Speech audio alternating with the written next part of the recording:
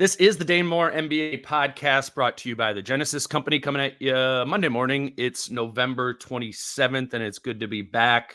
I appreciate everyone kind of waiting around last week as I was out of town. No shows since before Thanksgiving, so we obviously didn't get to talk about the win over the Sixers or the loss against the Kings. But we got Chris Hine here today, and not a super interesting Wolves Grizzlies game from Sunday night. So maybe we'll touch on some Sixers and Kings things there too. Chris, how are you doing?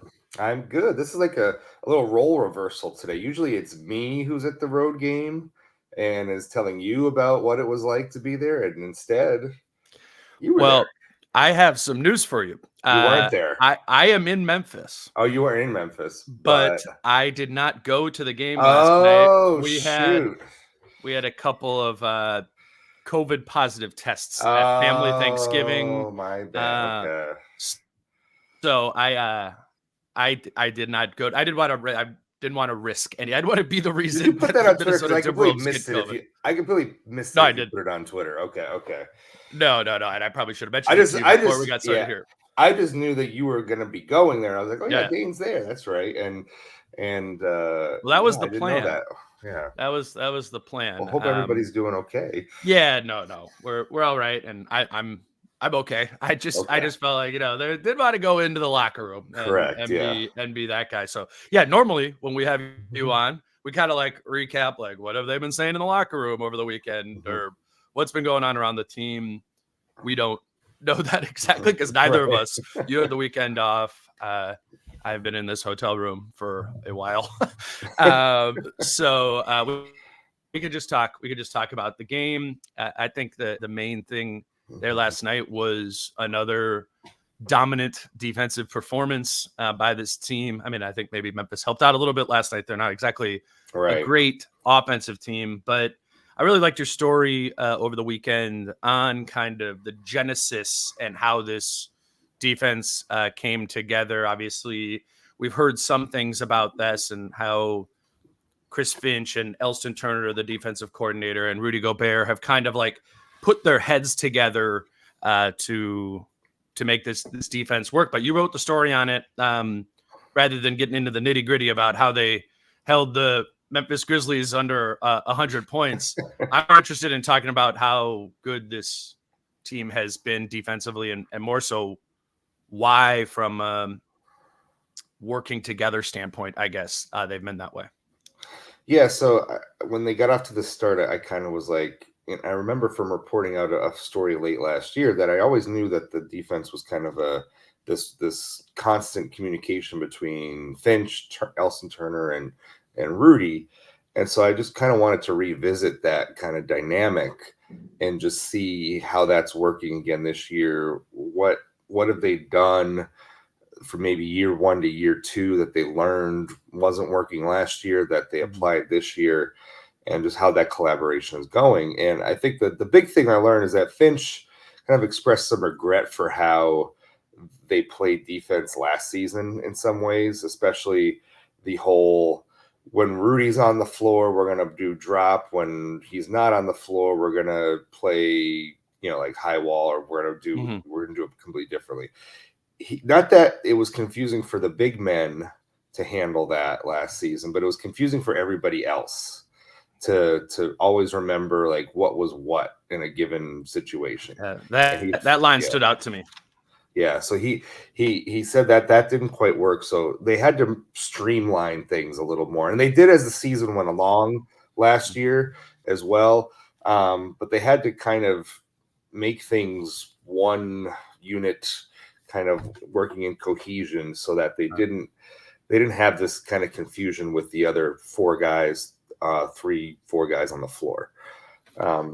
So coming into this year, there was a sense of we can't just play straight drop coverage because we're not really utilizing the good perimeter defenders that we have if we're just kind of playing this more conservative style. Sure. Right. Even though Rudy's very good at it and they could probably have a good defense doing so. Oh, they did last year. And they did. Right. And they did. But maybe not great. Maybe not a great defense. So there's a little bit of this notion of kind of combining in some ways the ways that they've played defense the last 2 years, moving around, scrambling high wall, with Rudy's ability to defend the rim in the drop. But what does that look like? Well, it means you still have some kind of low man principles, but Rudy's getting back there as quickly as he can. It means Rudy's got to guard the perimeter sometimes. It means Carl's got to guard the perimeter. Nas has to guard the perimeter. And so it means all these guys are kind of involved in actions. And what Finch said has kind of stood out to them is that, Cat and Nas are much better at doing this than they thought they were going to be. Right. That's the thing that stands out, right? Mm-hmm. Just watching is, I mean, we talked about this 12 months ago, right? Like what toggle, that was the word, right? We're like toggling between the two different schemes. And I do think we were all somewhat kind of onto the idea of like, all right, what is that going to be like for Anthony Edwards for him to be toggling between two different styles, even if he's not the big up in the action.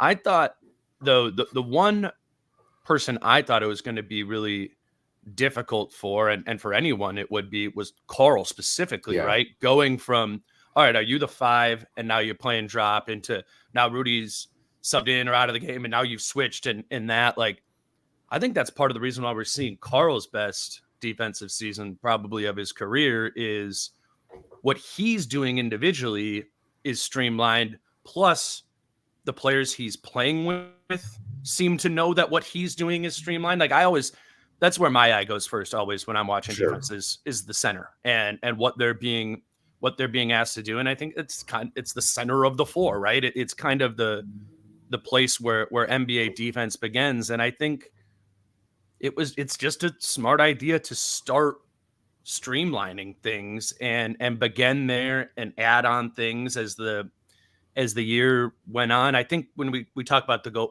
year before Gobert got here, they kind of chose a style of defense to play before the season. And I think that's why that really benefited them. They were super aggressive, and Finch referred to it as, we only had a fastball, but we threw it all season. We threw it decently well. Right. Yeah.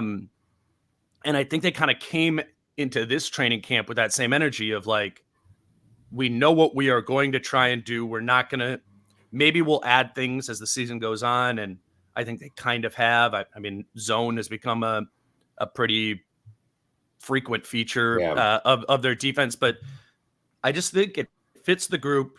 I think it's intuitive to start with a plan in training camp and get it going from there. In your story, and I think this actually came from a media availability I was at, Finch talked about he kind of made that decision in training camp. Can you kind of go into when the kind of light switched in his head about what this defense needed or figuring out this defense's identity in training camp? Yeah, he said day 2 didn't go quite as well as he had anticipated. Mm-hmm. And like right before Abu Dhabi, right? Right before Abu Dhabi, that little practice window they had.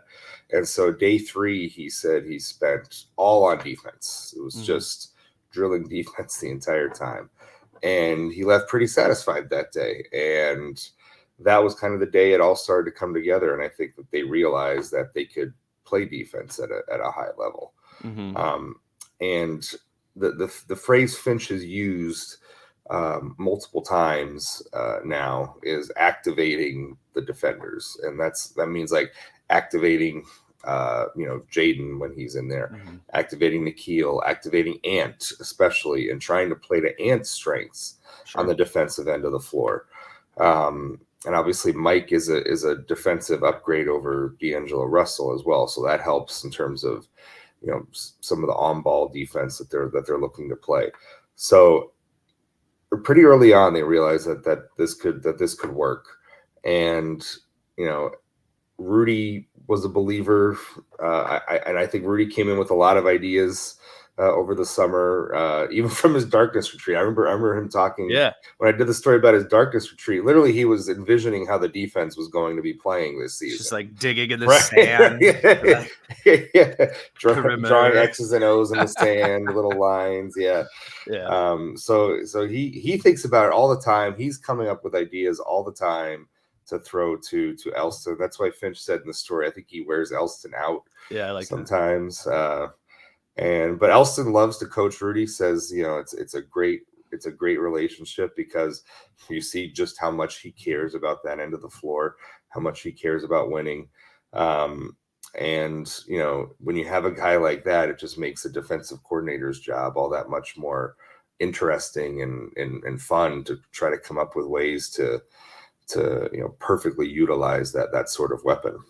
Can we talk about Elston for a little bit? Like, and maybe this is like a little behind the curtain of media and how stuff works. Like, we don't talk to the assistant coaches that much. I mean, we have Finch media availabilities all the time, and obviously Elston's been a coach here for a while. You and I both know him, but it's a lot of our interactions with the assistant coaches aren't much more than like a what's up as we're walking down the hallway, right?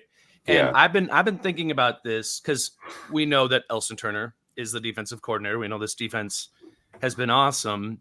And I think we also know that making this defense awesome requires kind of, I think, a personality at the core of it. And I think Finch, obviously we know Finch is at the core of that too, and managing the personalities of that. But I picture in my head the defensive coordinator having to have, particularly with this group, like the right type of personality to engage very different types of personality. Ant is different than Mike Conley. Is different than Rudy Gobert. What you interviewed Elston Turner for this story. I'm just kind of curious, like, perspective that you have on why maybe Elston Turner is such a good fit.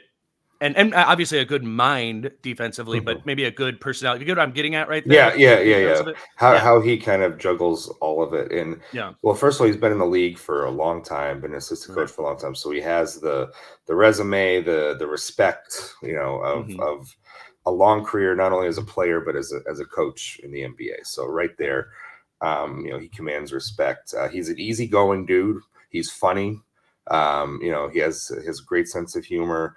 It's kind of similar to Finch in that way. Like, they're both kind of easygoing dudes, but I think underneath kind of that once the ball is tipped, there's a fiery competitiveness about each of them.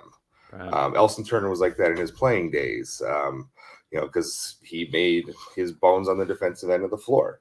And I think one of the things that's a philosophical match between Elston and Finch, and one of the reasons why Finch brought Elston in a couple of years ago was because both of them prefer to play an aggressive sort of style of defense. And so when you get Rudy in and you think it's more traditional drop, more conservative defense, that doesn't really allow. If they had to do it, they would do it, right? If that's what it took to win. Well, that's what last year. That's what it was last year.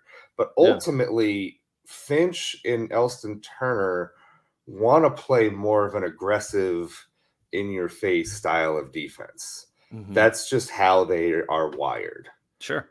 And that's what you're seeing the collaboration and combination of this year between what Rudy has done in the past and what philosophically they want to do ultimately, which is be aggressive on the defensive end of the floor.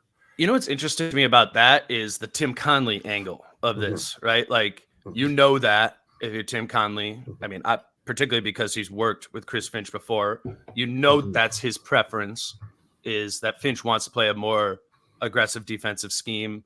When Conley comes in, the Wolves are coming out of being the most aggressive pick and roll coverage team in the league, right? Up in coverage all the time, all that, turnovers everywhere. It's an interesting move to know that your coach is an aggressive defensive coordinator and your defensive coordinator is an aggressive defensive coordinator, to be like, let's go get the most conservative, great defensive player in the league in Rudy Gobert and plug him into that. And like, on the surface, you go, that doesn't make sense, but maybe there is something to, like, maybe Rudy, like, and that conservative nature kind of balances it out in a way. Yeah. You know what I'm saying? And maybe, I guess I probably would be making that connection if it hadn't been working as well, but that's an interesting element, right? That that Conley was like, I know these coaches, I know what they want to do. I know Rudy and I know what he wants to do. And I'm going to decide to put them together. That doesn't make sense on paper. And it very much has made sense in practice. I just think that's a credit to Tim Conley, right?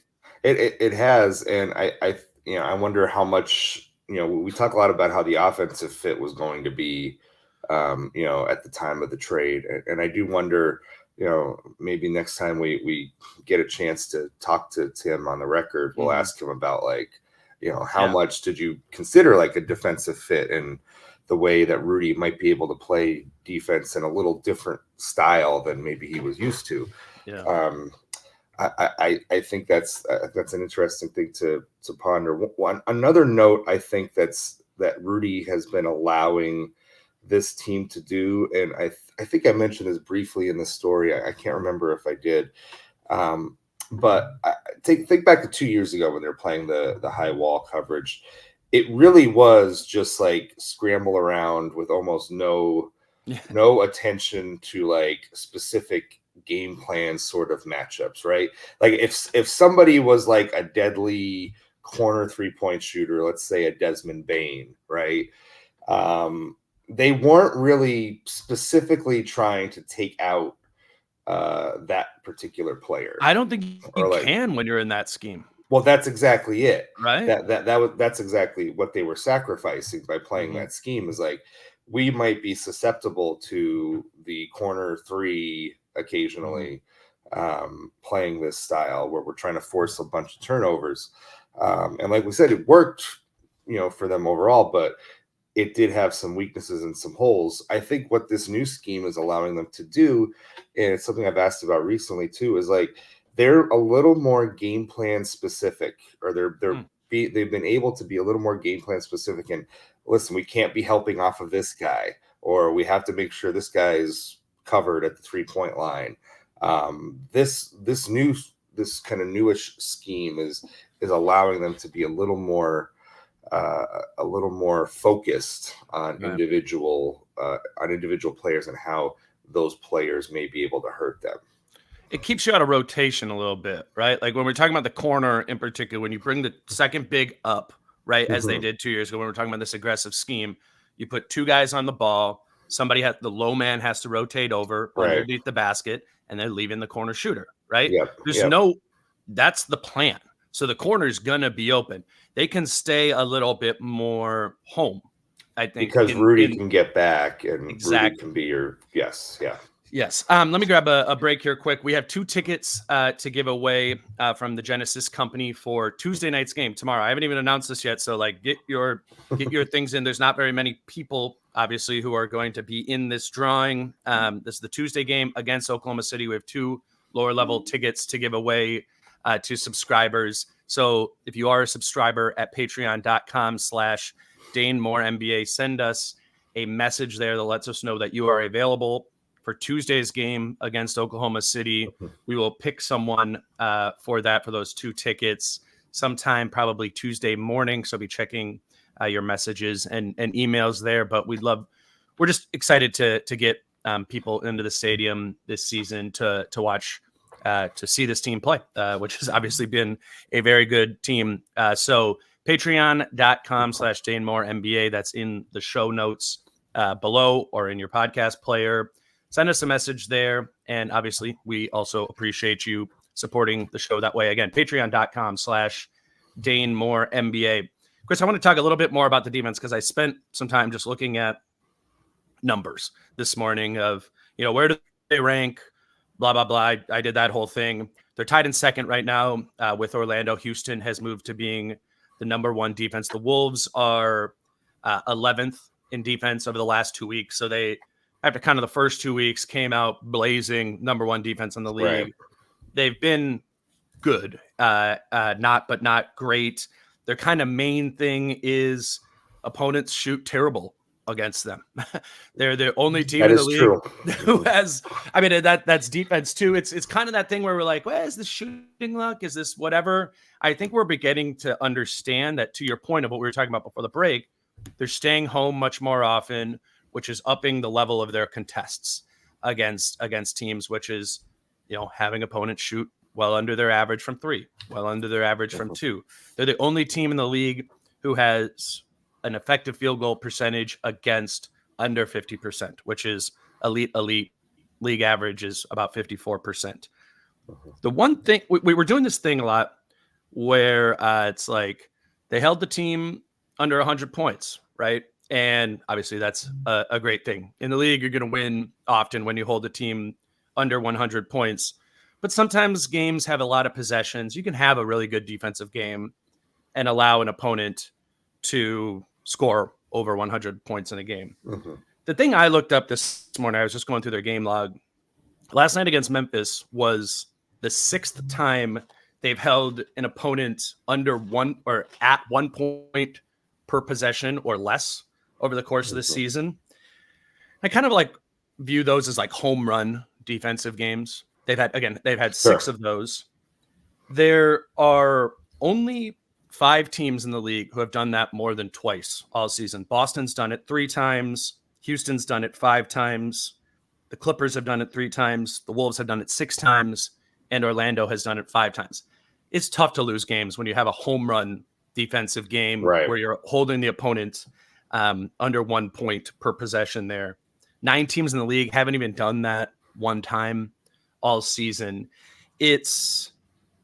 I think that's the bar that you're looking at, and that's a bar that this team, that's almost half their games this year that they're doing that. I don't know if that's going to sustain, but I would look at that rather than the 100 points line, just because sometimes it's going to be a ton of possessions. But I think this is a home run hitting defensive team where there are nights where they can just shut you down, and they've done that more often and more frequently than any other team in the league. And I guess we kind of know it's all the things we're talking about here, but that is really, those are pretty crazy numbers to be able to do that in almost half your games.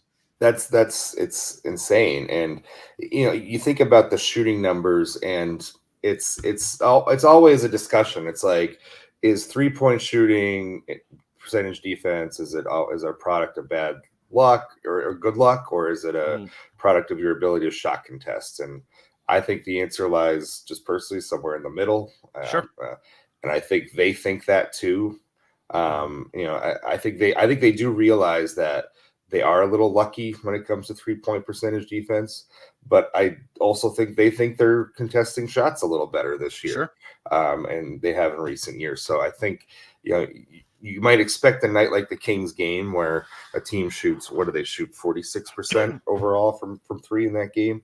You're going to have those nights. You might have a night where it's just a different kind of matchup, but I think overall, for how the league plays, how they match up with a lot of teams in this league, they're gonna be a problem to score on more nights than not. And currently, they don't have their best perimeter defender out there. There is that too, and there hasn't been that much of a drop off when he hasn't played this year, because he missed a couple games in the beginning of the season as well. So I think it's. We talk about, is this sustainable? Like, people around the league are wondering, is what the Wolves are doing sustainable? And I think more of it is than not. One number that always concerns me is the rebounding rate, and that's been going steadily down since the season began. They're now, I think, 21st when I looked it up in defensive rebounding percentage. That has just been kind of slowly going down. So that concerns me a little bit. But overall, that's about the only, one of the only things I have to. It's a meat on the bone thing, right? Yeah. As Finch would say. I looked it up this morning. 23rd in defensive rebounding rate as of this morning. 9th in turnovers. Turnovers generated. I think they could probably get a few more of those too. There's a little meat on that bone there. We've seen them be better than that. Maybe you get Jaden back and you have more of that in the mix. But yeah, it's the 3-point it's the 3-point shooting that you kind of go, is there not meat on the bone? Whatever the opposite of meat on the bone is there. Like, is that going to change? Is that going to come back in the other direction? They have the 4th best 3-point defense right now. 33.4% is what teams are shooting against them from three.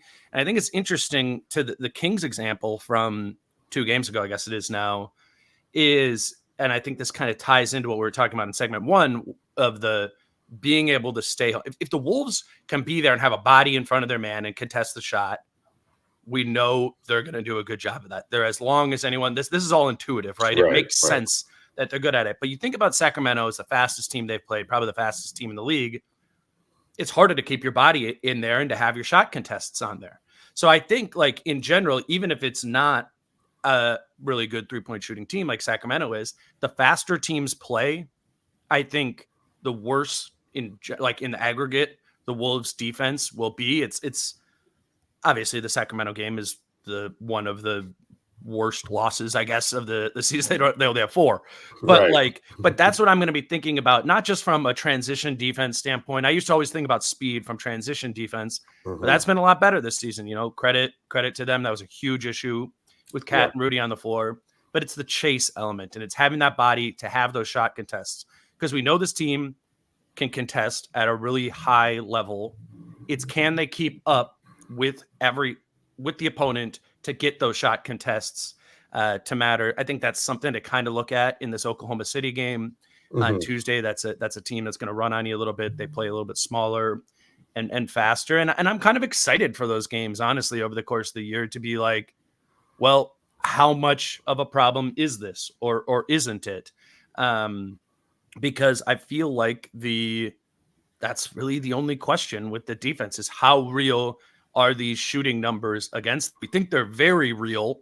Are they 100% real? They're 95% real. That stood out in my mind against Sacramento of like, yeah, I'm not super surprised. Like, that was a somewhat shooting lucky game for the Kings, but they're fast. They move. But they were getting good looks. They move the ball. Exactly. Yeah, they were getting good looks. Much more concise. Yeah. Well, I would also add that the Wolves did not have Jaden in that game, and if I wonder how creative Finch gets in certain moments. Like, do you see like lineups with both Jaden and Nikhil on the floor to try and counteract some of that? I want speed, that, man. Yeah. When they're going to play each other again around Christmas time, and we expect Jaden to be back by then. So it'll be interesting to see that game around Christmas. Just kind of how the Wolves respond to what happened on Friday night, and if Jaden and both Nikhil are healthy, and maybe you combine that with Ant, like what does that look like in terms of their ability to counteract some of that speed? And I think they might be able to a little bit better than they did on Friday. I want to give Ant some credit, like defensively, since Jaden's been out too. I think I pick at a lot of Ant's defensive stuff in general because, like, we know he can be an elite defender, and oftentimes he isn't, right? So you're asking the question of why he is or why he isn't. I think he's really stepped up in Jaden's absence of kind of understanding that that's what this team needs. This team, I think, to be an elite defense, needs to have 2 high-level defensive wings on the floor at a time. And if Jaden's out, Ant needs to kind of be that other guy that steps in next to Nikhil to be able to do that. And I think he has. And that's why, there's all those stats floating around now of the net point differential with Ant. And it's really encouraging to see that, the offense is way better when he's on the floor. I think that's intuitive, but the defense has been way better when he's on the floor. And I don't think that's just a product of him, he's playing the majority of his minutes with Rudy or anything like that. Like, Ant's defense is growing, and it's in generally speaking, when I'm reading or listening to like a different team's broadcast or something like that, they say Ant is this elite 2-way player. And I'm always like, sometimes, but he really has been these few weeks, these last few games. I would agree. I think he's working harder on that end of the floor. He's not as much of a liability off the ball. I think, getting around screens is still something that's, challenging for him. 100%. That's, one of the areas where he's going to have to improve the most. But I think what's encouraging just in the overall arc of Ant's career is how much still potential he has on that end of the floor, how much he seems to care about it. And we do know that, the more it's a zero-sum game a lot of times with Ant when it comes to how much you ask him to do offensively versus how much you ask him to do defensively. He's not quite at that stage where you can fill up his cup on both ends of the floor, right? You have to have a little give and take. If you're putting a lot on him offensively, you have to try to lighten the burden on him defensively. But if you're going to ask him to play defense a little more, he's going to want to use those offensive possessions to rest. And so that might lead to more kind of lazy off. Right. It leads to wanting to get Karl more involved, but also if he's on offense, it might lead to more lazy possessions where he's not wanting to attack the rim as much. He'll settle more, that sort of offense. Right.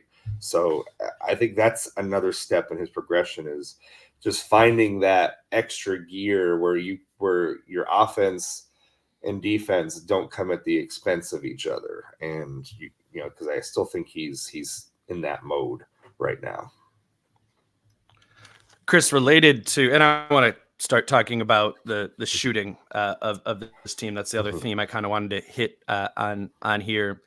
We were just talking about Ant, and I think when we say he might run out of energy or get lazy or whatever, I don't want to say lazy either. Like, I don't think that's the right word. Settle, settle. Settling, right? Because he's working hard out there. Like he's giving a lot of effort. So I would want to amend that word for sure. Yeah, I just think one way we're seeing that, whatever we're talking about with the shot distribution, I was just looking up. I wanted to look up some 3-point shooting because I want to talk about where this team is at 3-point shooting wise, because I want to talk about Conley. But when I was looking up just some shooting numbers, I noticed that the Wolves do take the most mid-range shots in the league right now. Yeah. That is, but they're also number one in mid-range field goal percentage thus far this season. Yeah. So it's like one of those things where they're like, the bank is open. Yeah, right. They're going in. An important element of that is though that the majority of the Wolves mid-range shots are those short mid-range, that floater range mid-range shot that they're taking. And I think we can picture that. That's a lot of Mike Conley in the floater range. That's a lot of Kyle Anderson in the floater range. Karl kind of on those runners. The long mid-ranges really have almost only been Ant, which he's been good at. So that's why I say that to mean I get why they have the number one field goal percentage from mid-range in the league this season, because they're taking the better mid-range shots more often than not. And the harder mid-range shots, they're having Ant take, who is all of a sudden really good at those, So it's creating something, at least thus far, that is working. I think we're not going to anticipate that the Wolves shoot over 50% from mid-range for the entirety of the season, which gets me thinking about the one concern, probably the biggest concern I have with this team, is just overall shooting and floor spacing and the ability to do that. And I thought about that a lot last night as Mike Conley makes that 3 on the first possession of the game, finishes the night 6 for 9 from 3, and is just having another insane shooting night. And when I've been thinking about shooting a lot on this team, I've been doing the thing. I'm like, do they need to go get a shooter at the trade deadline? Does Troy Brown need to be in the rotation over Shake Milton? Like, all of these ways to add shooting into the rotation. But another way to get more shooting into the rotation is to have your shooters in the rotation shoot more and make more. And Mike Conley is doing that. Karl's been doing more of that of late. Ant has started to take more threes and make more threes as the season has gone on. And I think that's part of the answer here too. Maybe they do go get a shooter at the deadline. Maybe Troy Brown Jr. usurps Shake Milton in the rotation eventually. But that stuff's small. It's about, do your main guys take and make threes, not just because obviously it's good to make a 3, but because that holds the spacing of the floor and those things. And I think Mike Conley in particular, taking and making threes this season is doing so much for the spacing this year that, that's the difference between him and D'Lo. D'Lo was trying to get into the mid-range and play from there, and Yep. the mid-range is inherently going to be congested on this team because Karl and Rudy are in that area a bunch, just big bodies. So I think it is just pretty incredible what Mike has added to this team from a shooting perspective. I looked it up. Points per shot attempt for point guards in the league. The top 5: Steph Curry, number 1; Tyrese Halliburton, number 2; Mike Conley, number 3; Shai Gilgeous-Alexander, number 4; Luka Doncic, number 5. I mean, Mike had an incredible shooting stretch once he was acquired after the deadline last year, but it's been even better to start off the beginning of this season. Where are you seeing Mike's offensive impact most? You spelled it out so well there. It's like when he was in Utah, he didn't have the weapons around him that created the kind of shots he's getting right now, right? Great point. Or the kind of opportunities that he's getting. And he's still, I'm looking up his numbers from Utah now, he still shot like 41% from 3-point range during his time in Utah. The last season there, he was down to 36%. But then he comes to the Wolves, and all of a sudden it's like back up to 42% from 3-point range. I think his usage needs to be higher as long as Jaden is out, for sure. That's a must. Yep. Like Jaden's usage shouldn't go to Nikhil on the offensive end of the floor. It should be going to Mike Conley. Mm-hmm. And he should be picking up that slack as long as Jaden's out, because we know Jaden is also an excellent 3-point shooter. Yeah.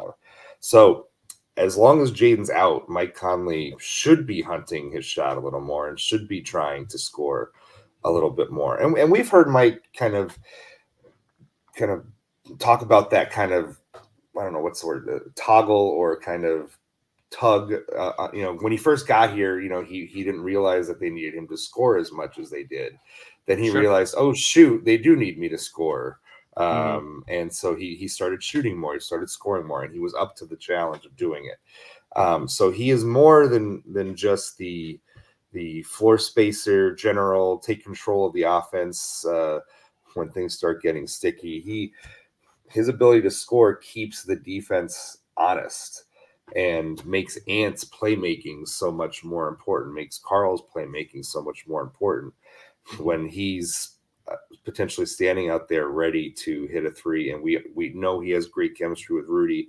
We know the floater is one of his patented moves. Like, you just think about I had a Memphis reporter friend of mine text me last night. He's like, Conley just makes so much sense with this team.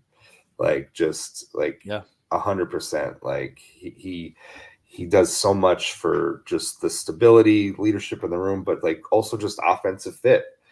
Like stylistically, it's really is kind of a perfect match in that way.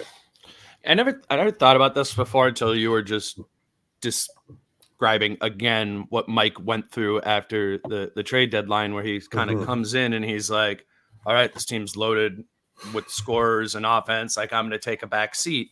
You know what that is similar to is Jimmy Butler when he got here in the first year, where he was kind of like, all right, like they got Wiggins, Towns, whatever. Like, I'm going to do everything else. Those guys are going to go get the buckets. And after about 20 games, Jimmy was like, all right, we're actually we need a little bit more offense. We need more of me. And I bet Jimmy did that more on a star level. And everything Mike does is a little bit more low key, but that really, in that 2017-18 season, which is, I guess, probably the season that's most similar to this one in the past 20 years, is once Jimmy kind of clicked into more of a primary higher usage guy, the team keep getting better and better.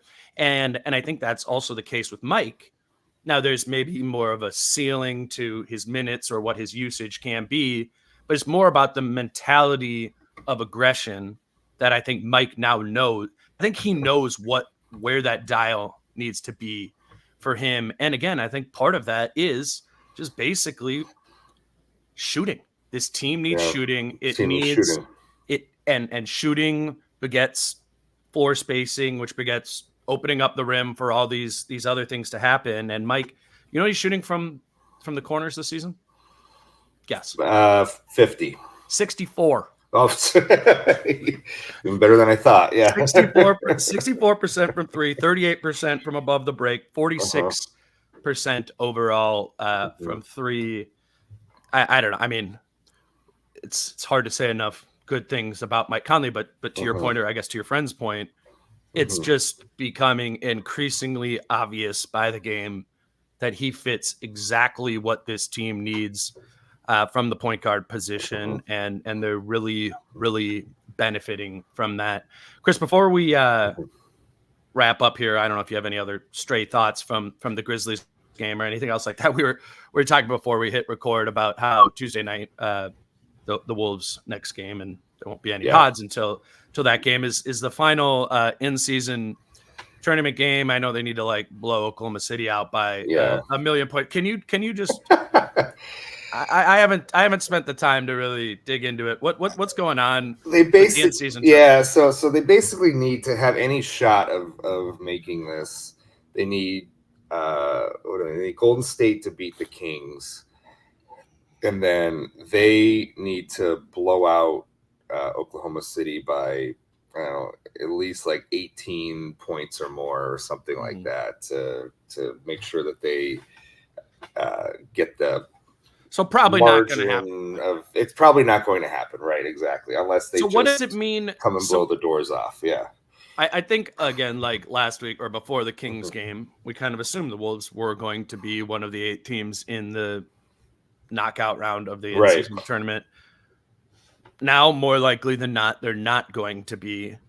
What happens if they're not in the in-season tournament? Are they playing? It's a good question, Dane. Yes, good question. They will play 2 games if they don't make the final 8. Okay. They will play, I believe those dates are December 6th and 8th. 8th, yep. Yes.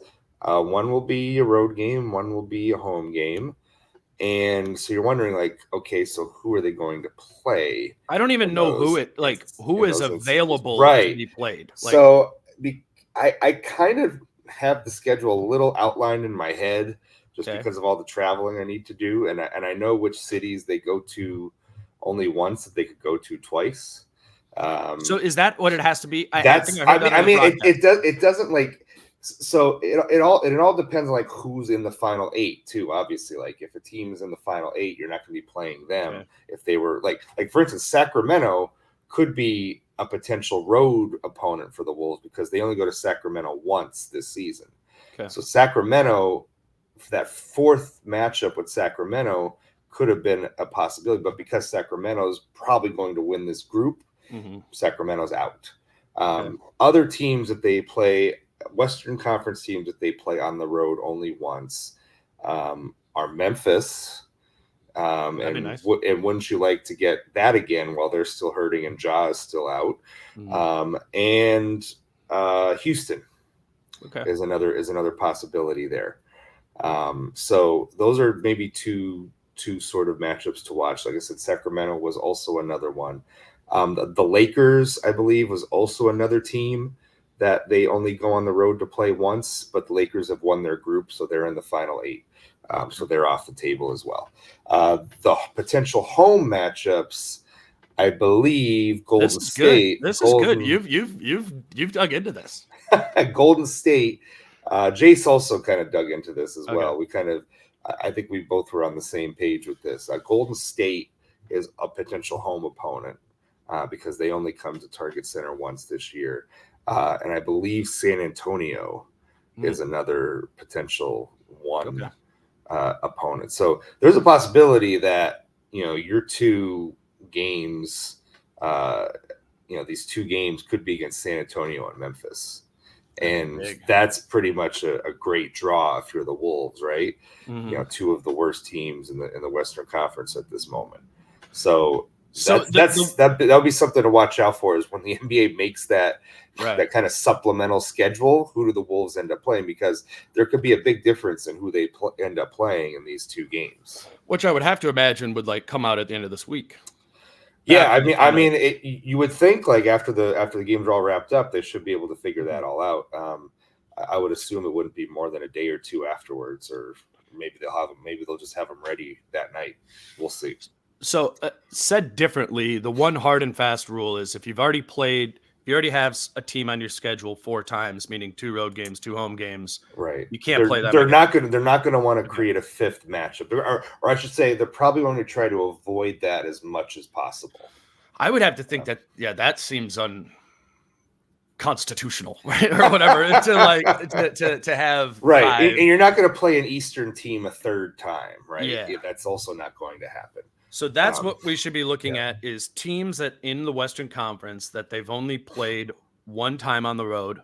That is who they will get, provided they're not a team in the in-season tournament. Correct. Will be one of those, and a Western Conference team they only played once at home that is not in the in-season tournament grouping there.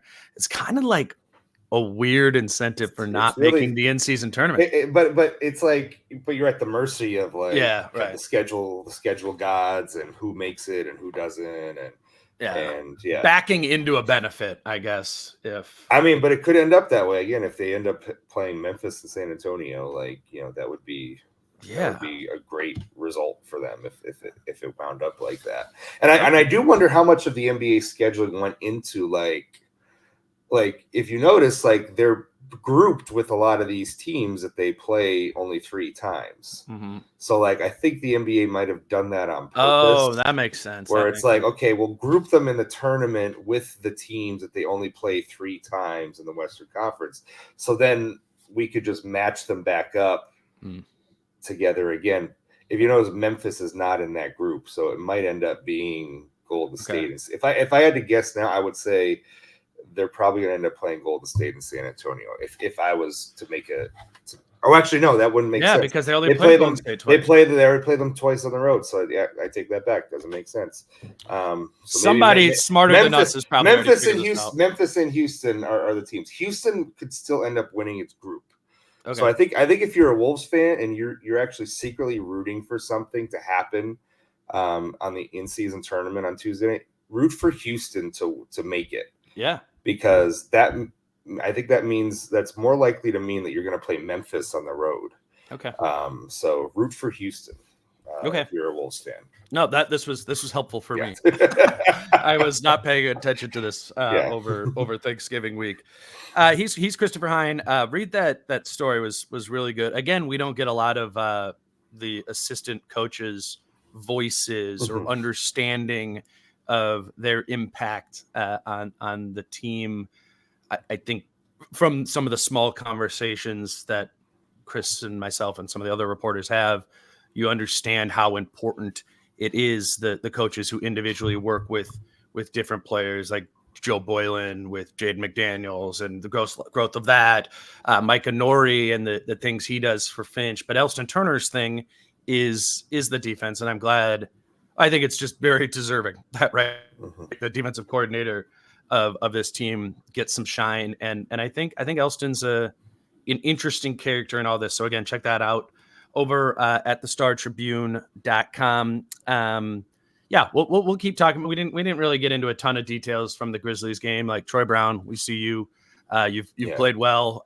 We're tracking the Shake versus Troy Brown thing and how that goes. Obviously, a bunch of foul trouble last night too, which is a factor in this defense overall. But again, the Wolves take care of business in Memphis on the backbone that has become the backbone of this team, which is their defense, which Chris broke down in his piece. So check that out. And the Wolves kind of keep rolling. Next up is Oklahoma City on Tuesday night. Chris and I will be there to watch that game, and Jason and I will talk about it on Wednesday morning. Until then, he's Chris at Christopher Hine on Twitter. I'm Dane at DaneMooreNBA. Peace out. How I'm feeling, man, I hope it never stop, yeah. Green and hard so you can find me in the crowd, yeah. Don't let standards ever bring you down, yeah.